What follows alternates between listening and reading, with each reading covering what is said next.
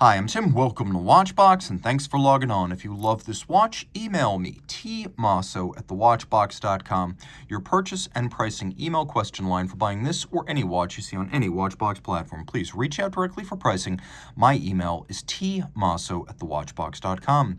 Today, we're discussing a Baselworld 2015 release. This is the Rolex Oyster Perpetual Day-Date 40. It lives up to its name, 1 millimeter smaller than the Day-Date 2, but improved in every way. It also wears a lot smaller. This is reference 228239, 40 millimeters in diameter, only 12.2 millimeters thick, and here's the big difference between this and the Day-Date 2. Here, the President bracelet has pivoted end links, so instead of being 53 millimeters across the wrist, this is only 47.5. So it's a much easier watch to wear. The spacing between the lugs is 21 millimeters, so it also has a nice broad footprint commensurate to its case size. We'll throw it on my 16 centimeter circumference wrist and take a look. It wears beautifully. You can see the cuff shot sliding easily under a dress cuff, the down the barrel, plenty of clearance on each side, again, because we don't have those projecting end links to the bracelet, and over the top you can see this fits well. You can actually wear this on a wrist as small as 13.5 centimeters circumference, so if you're a lady who likes a big Day-Date, game on. Rolex makes its own cases, clasps, and bracelets. It has its own foundry. It makes its own gold, and it uses gray gold, which is a high-grade 18-karat white gold that's white all the way through and never needs to be rhodium plated. It's what Patek uses. It's what JLC uses. It is all that Rolex uses when it makes white gold. Now again, you have that pivoted end link to the President bracelet, so you can pull the bracelet straight down out of the lugs. It doesn't fight and flare like the Day-Date 2 did. It's a little bit of a taper to the links, and then we have this conforming end link to join it to the case. Every single Day-Date 40 has a feature that was prototyped and pioneered, essentially, as a test on the platinum version of the Day-Date 2. That watch had ceramic-coated pins inside the bracelet. Well, every Day-Date 40 has those ceramic-coated pins.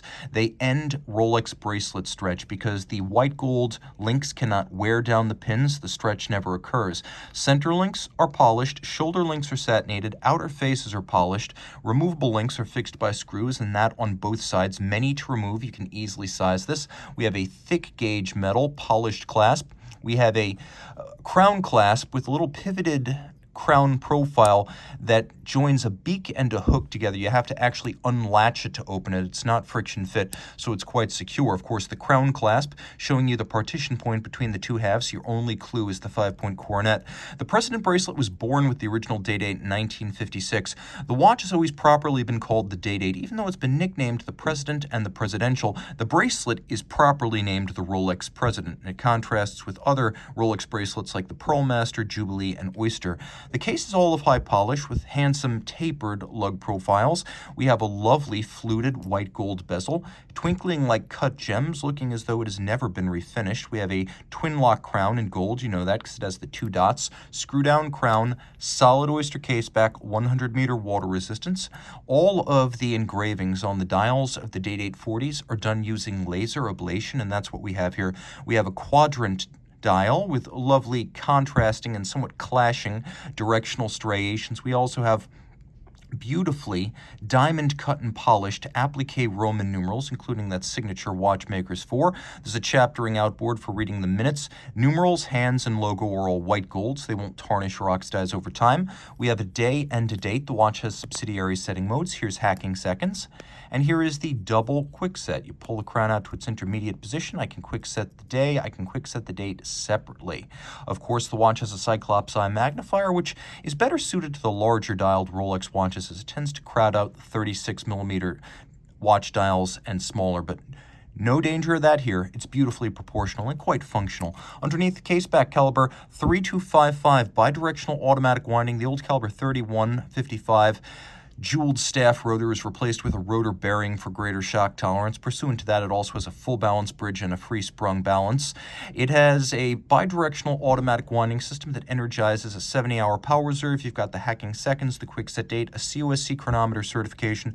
Rolex then goes above and beyond, testing the whole assembled watch in 6 positions, so it runs no worse than -2 + 2 seconds per day. That is their basis for that term superlative chronometer on the dial, and they back it with a warranty. The watch has an overclock coil hairspring shaped by hand, Breguet profile, so that in any position, the centered mass of that hairspring allows the watch to keep consistent time, and the hairspring's made of a blue oxidized niobium zirconium alloy that is highly anti-magnetic, so the watch is water-resistant, shock-resistant, and anti-magnetic. It's a dress watch, but it's got the heart of a sports watch. All of this beaten away at 28,800 vibrations per hour on 31 joules. Reach out to Team Mosso at thewatchbox.com for purchase and pricing details.